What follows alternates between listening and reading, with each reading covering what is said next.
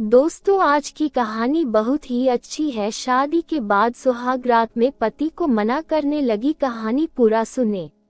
शादी के बाद विदाई का समय था। नेहा अपनी मां से मिलने के बाद अपने पिता से लिपट कर रो रही थी और वहां मौजूद सभी लोगों की भी आंखों में आंसू थे।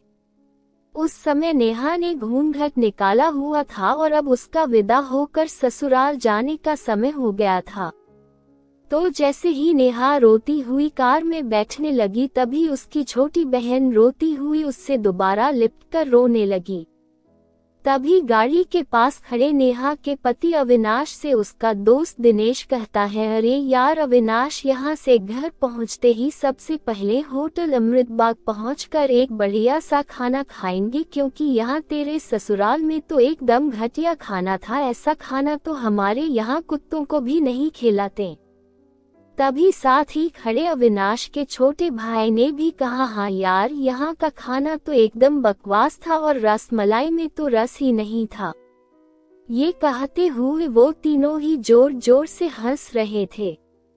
तभी नेहा के पति अविनाश ने भी अपने ससुराल वालों की मजाक उड़ाते हुए कहा कि हाँ यार, मैंने भी मजबूरी में ही यहाँ का खाना खा लिया, वरना मैं तो कहानियों हिना एहसान या ऐसे खाने को तो हाथ भी नहीं लगाता। और अब पक्का हम तीनों घर पहुँचते ही होटल अमृतबाग का खाना खाएंगे।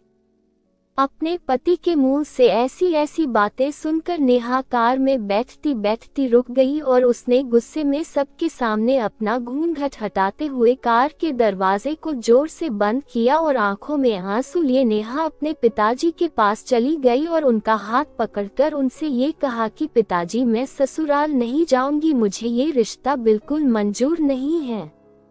दुल्हन ने ये बात नेहा ने इतनी जोर से कहा कि सब लोग उसकी बात सुनकर हक्के बक्के रह गए।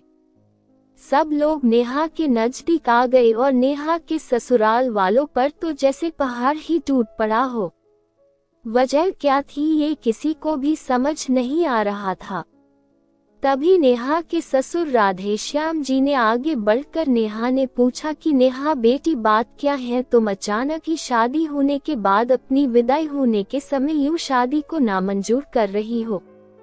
तभी नेहा कुछ देर चुप रहने के बाद अपनी आंखों में आंसू लिए अपने ससुर से बोली कि बाबूजी, आपको पता है मेरे माता पिता ने अपने सभी सपनों को मारकर हम सभी बहनों को इतना पढ़ाया लिखाया और काबिल बनाया, और आप जानते हैं कि एक बाप के लिए उसकी बेटी क्या मायने रखती है।